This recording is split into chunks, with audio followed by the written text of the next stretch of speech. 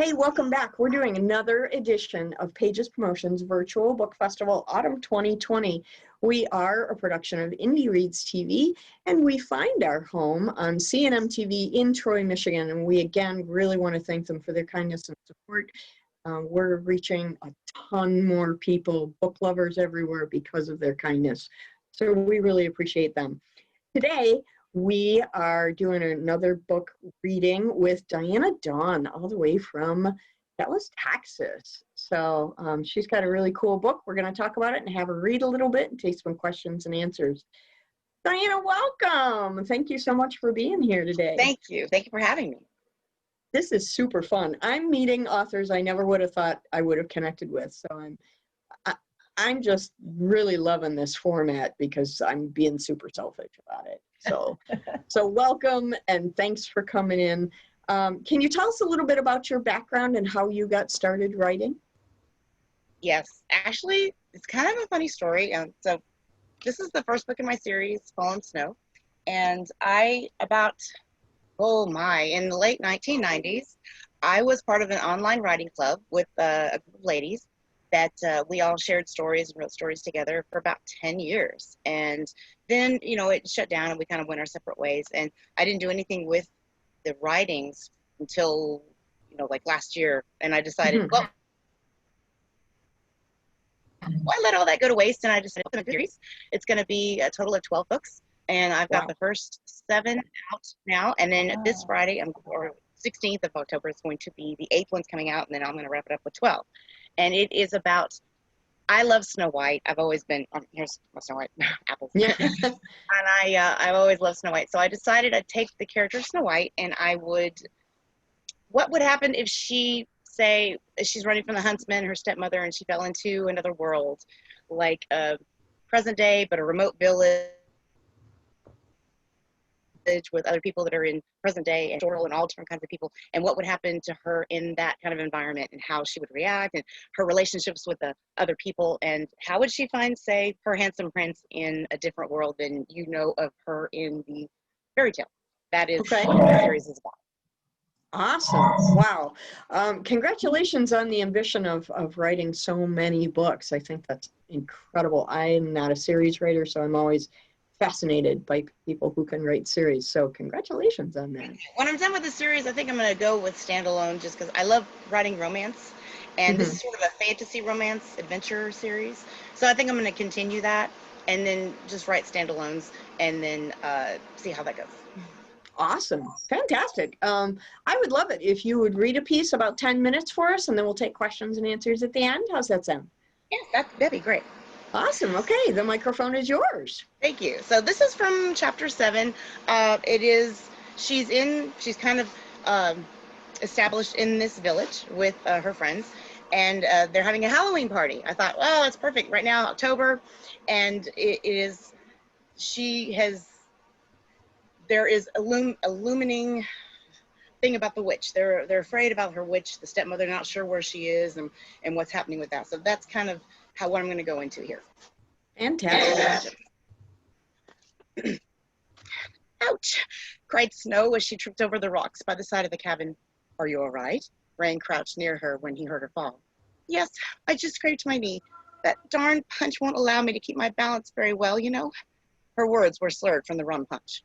Well, it isn't bleeding, so I guess we don't have to get the first aid kit, Rain assured as he rubbed her knee tenderly. But I have to find Tweety. I can't leave him out here all alone. He's just a baby. He can barely fly. Snow's voice was filled with concern. It'll be all right. We'll find him, or I'm not Prince Edward. Snow was somewhat startled as she thought he was Rain, since they look alike, especially in identical costumes. Edward? How can I be sure you're Edward? She teased. Well, the other day at the river, remember how you told me about your 16th birthday? About how the kingdom of the House of Loring threw a joust tournament in honor of your birthday? Snow smiled, and then paused for a moment, thinking, why did you follow me out here, Edward? I wanted to be sure you didn't go off into the woods. You know it isn't safe. Snow sighed, not quite knowing what to say next. Oh, as Rain brushed her hair from her face and continued to rub her knee. He touched her lips with his fingers and then moved in to kiss her. Snow stayed still, and after a second of their lips meeting, she kissed him back. The tingling effect of the rum had on her that night, and especially at that moment, she began to wonder if someone had used a love potion on her, She began to feel a warmth in her stomach, but it wasn't butterflies this time. It was different. Rain moved from rubbing her knee to rubbing her upper leg. Snow flinched and backed away from the kiss. Rain removed his hand from her leg. I'm sorry. I guess I got a little carried away. Please forgive me. This gentlemanly statement of his made such an impression on Snow that she leaned in to kiss him all on her own. Or perhaps it was the rum that had made the impression.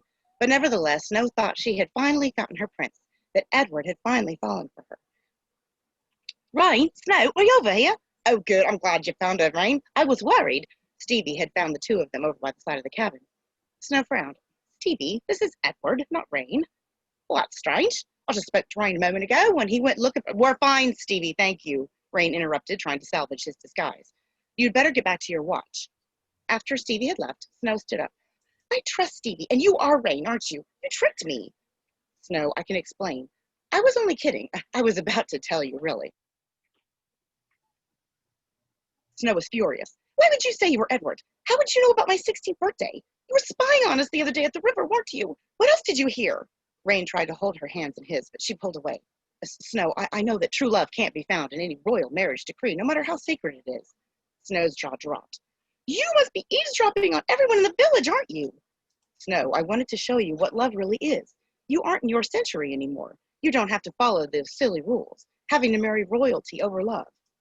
Silly rules? How dare you? That is my heritage and my family that you're calling silly. This conversation is over. Rain tried to say something else, but Snow ran away around to the back kitchen entrance and burst through the door. She shut it behind her and slid down to the floor. Mitch had just come in to get some more cookies to fill the trays and was startled by Snow's entrance into the kitchen. He approached her and crouched down beside her. Snow, sweet princess, what's wrong, honey? Through her sobs, it was hard to understand her broken sentences. Rain was Edward, but he wasn't.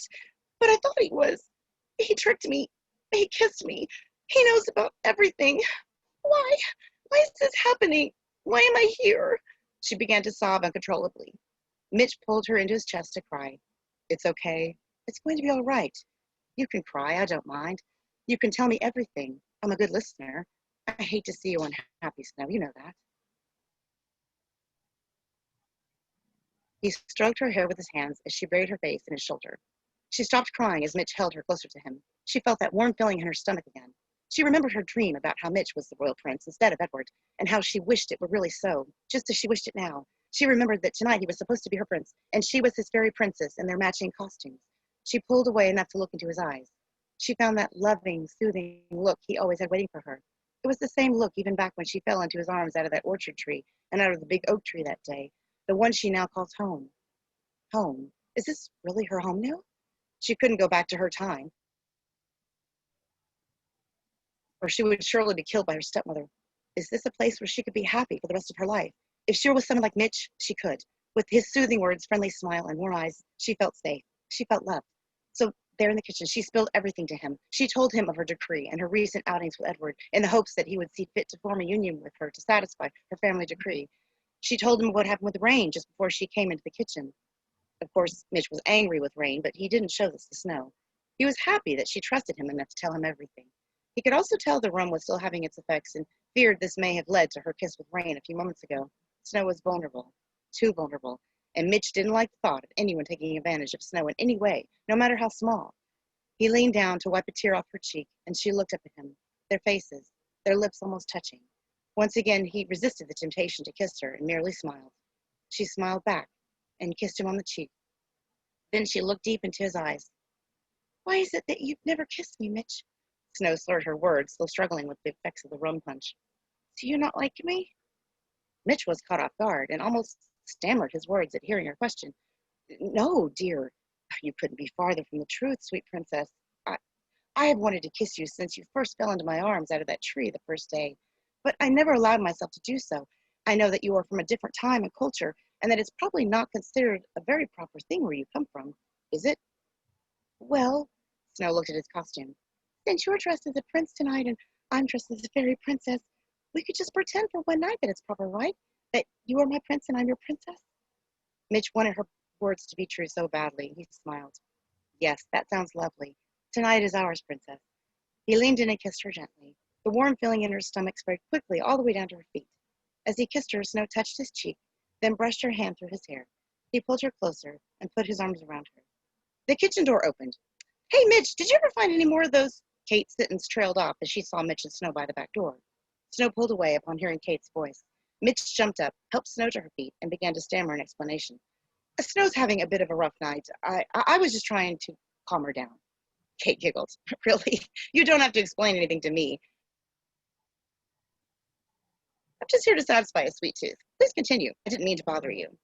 Snow suddenly remembered what she overheard about them that afternoon, about how Mitch had tried to court Kate before and the bad. No, really, it's all right. I'm sure Mitch here would much rather set up another date than listen to my sob stories all night. Excuse me. Snow walked back into the dining room, leaving both Mitch and Kate in the kitchen confused. She went to a chair in the back corner of the dining room. Edward spotted her coming out of the kitchen and went to her. Snow, I've been looking for you. Are you all right? Snow turned away from him. Leave me alone? You've done enough. Edward looked puzzled. What have I done? Snow snapped at him. You tricked me. You pretended to be Edward, or have you forgotten already? Edward removed his black hood, revealing his pageboy hairstyle. Pretended? Snow's eyes widened. Edward, it is you. Oh, I'm so sorry. Earlier, Rain tricked me into thinking he was you in order to... Snow trailed off, having already said too much. In order to what, Snow? In order to kiss me.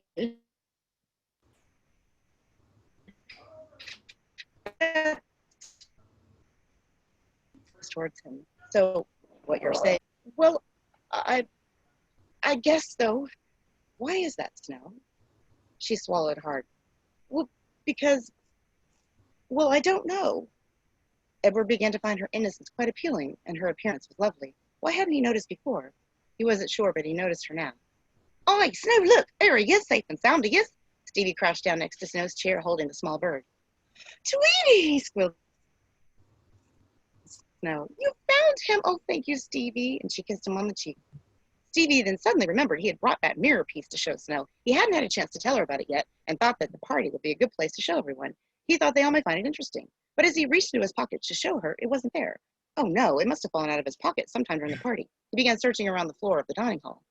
Snow, could we talk outside? Asked Edward while Stevie was searching around Snow's chair. Stevie looked up. Well, you know, I'd let you on my watch, but it's Donnie's watch now, and I bet he won't let you. I suppose you could try. But Stevie was right. Donnie wouldn't let them go outside to talk with lurking about the villages of late. So Edward chose to speak with Snow in the kitchen. I just wanted to find out more regarding what you told me in the dining room, but I thought it best we speak in private. I know you probably didn't want everyone to hear. Is there something you want to tell me, perhaps? Snow looked down at the floor. Here you are, came Rain's voice coming through the kitchen door. Goodness, the kitchen's a popular place tonight, Snow sighed as she took a step away from them, her arms folded. Snow told me what happened, Rain, about how you tricked her. That wasn't a nice thing to do. Why would you do that? You know, Edward, I don't have to answer to you about anything I do. Snow walked between them. If you'll excuse me, I'm going to leave you gentlemen to talk while Tweety and I take a little, what's it called? Bathroom break, I believe. As Snow left, Rain continued. Why do you care at all what Snow and I do anyway? Because whatever it was that you were doing, you were masquerading as me, which is the only reason she kissed you. Rain glared back at him. What makes you think that? Because she told me so, Rain.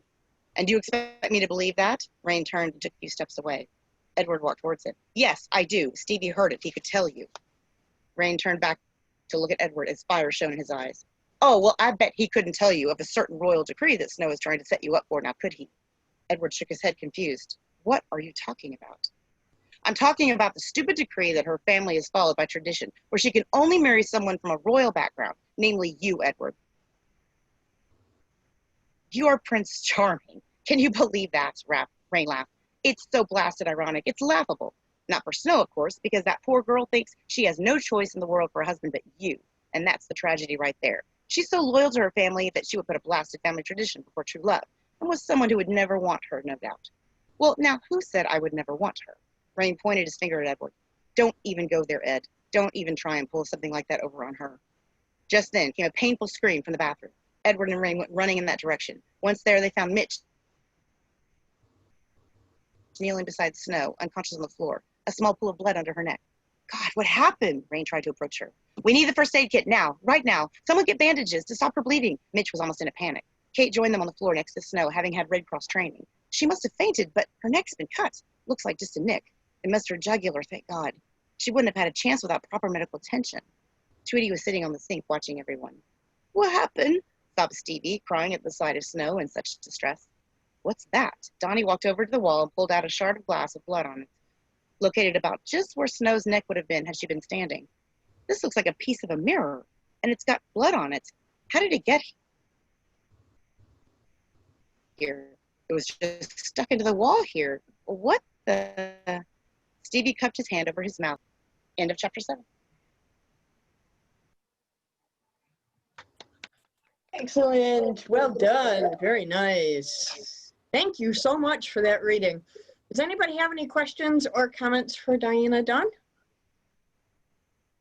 We're really lucky getting to hear these like reworkings. This is awesome. Yeah. Go ahead, Deborah. No, I was just gonna say I love how you read. Like you just like with the voices and the, I mean, it just like brings you right into the story, which is nice. I wish I could do that. Yeah. I'm also an actress, so Yeah, I was going to ask if you had I do any theater, experience. so I kind of put it in my book. I was going to ask if you had any experience reading to children, because you're definitely drawing us into the story. It's very cool. Does anybody else have questions or comments for Diana? I have a Go question. ahead, Julian. I was wondering what age she is thinking about when she's writing. I guess I can ask you, Diana. What age are you thinking about when you're writing your books?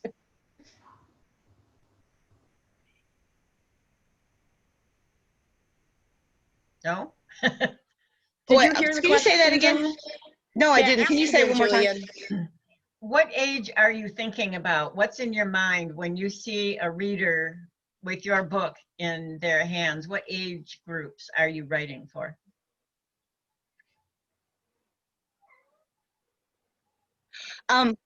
It's funny, when I originally wrote the stories, our group of ladies were about my age, 30s, 40s at the time, but I've had a lot of people who have read it and reviewers that have said they thought it would be good for young adults and adults. So the funny thing is I've noticed that a lot of people that have responded are older and younger. So it actually, a lot of just different ages have been reading it. Okay. That's awesome. It's very cool that you're able to connect with a wide variety of reader. I mean, that's what we all hope for, right? So good job. Any other questions or comments for Diana? No? So let me ask you this. You're writing about Snow White. Are all of the books in this series Snow White? Or do you, are you reimagining other fairy tales as well? I'm actually intermingling some other different fairy tales within the story. There are more characters get introduced as the series goes on, and other fairy tales are kind of being brought in, kind of intermingling into weaving in with her as well. Okay, so it's the fairy tale universe, Like and Beauty you're and the just Beast, bringing other people. Rumpelstiltskin, Sleeping Beauty, some different ones. Awesome. When you first started on this writing journey, this particular series, were you imagining the series written from with the foundation of the Disney kind of modality, or were you thinking more Grimm's modality?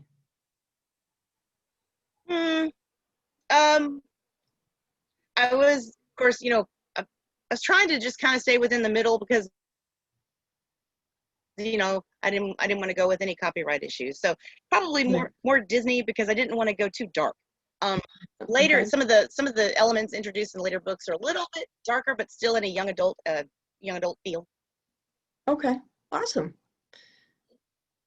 Anybody else have any questions, comments? No. Yes, go ahead, Elizabeth. Not so much a question, but wow, she has a lot of gentlemen to choose from. Yeah. That was fun. There's Yes, definitely it's funny, a lot of... probably later in the, probably maybe in the interview later, I might talk about the premise of the story and how the whole idea came about. So there's probably about 3 main guys that she's, kind of being courted by. But she does find her handsome prince to her. Awesome. Elizabeth, go ahead. Oh, I just wanted to clarify now, what you were reading, is that from the first book? Yeah, it's from the first one. All right. That's the book that you've included in the prize box giveaway, right? Yes. Okay. And then the first, I have the first two are free download. So if anybody wants to, read those. That's spectacular. So one other question that I have, and I know this is a question that lives in Kate's frontal lobe on a regular basis, which is the question about research. How much research do you do for these books when you're writing them? How much is based on what's already been written? How much do you go into researching of customs or costumes or, whatever? Is this all just like created in your imagination, or do you actually have a research process? Oh, I do. I love research. I'm always on the internet. Later in the books, there's like a wedding. It's actually not hers, but there's a wedding plan, and I went and did a lot of research on how medieval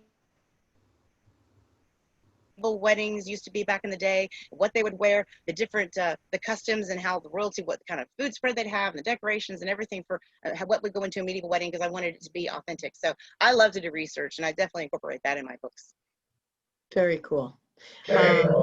If you ever need a contact for medieval combat, I have a friend who's an expert and a professional knight. So if you ever want that connection, let me know, and I can do that. Oh, that's wonderful. I know, because my husband and I we both love medieval stuff. We go out to a Renaissance festival every year, and he has a full suit of armor and a sword and everything. So Awesome. We love it. Very cool. Very cool. Any other questions or comments for Diana today?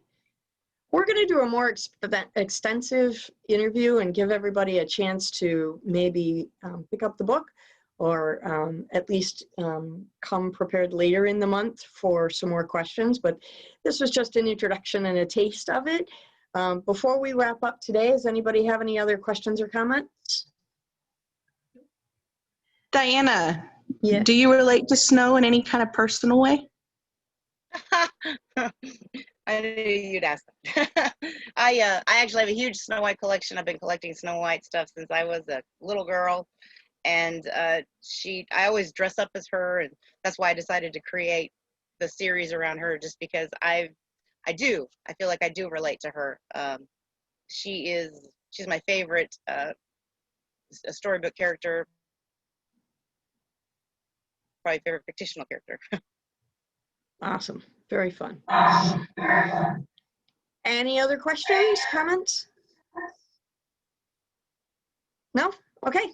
Thank you, everybody, for coming. This was super fun, and we're going to get to know Diana Dunn later in the month as she comes back for her full-fledged interview that we're going to do later. I don't know what day it is because I got too many dates to keep track of. It's the 28th. See? Anyway, so come back on the 28th, and we'll have a more extensive conversation. In the meantime, check us out on Facebook. We're having this huge festival all month long. You can meet a whole bunch of authors, discover their books, play some games, win some prizes. It's just silly fun. What else are you doing in October, right? Trick-or-treating's not till the end of the month. Come on by, tell your friends. If you didn't get to watch us live, make sure that you watch us on YouTube as well. So Diana, thank you again for coming. I really appreciate you taking some time out of your day to join us. And this has been the Pages Promotions Virtual Book Festival Autumn 2020, a production of Indie Reads TV, and we find our home on CNM TV. Again, thank you very much for everybody taking some time out. Don't forget, come on back tonight at 7 o'clock. We've got another reading for you. It's going to be great fun. Have a great afternoon. Bye. Thank you. Bye.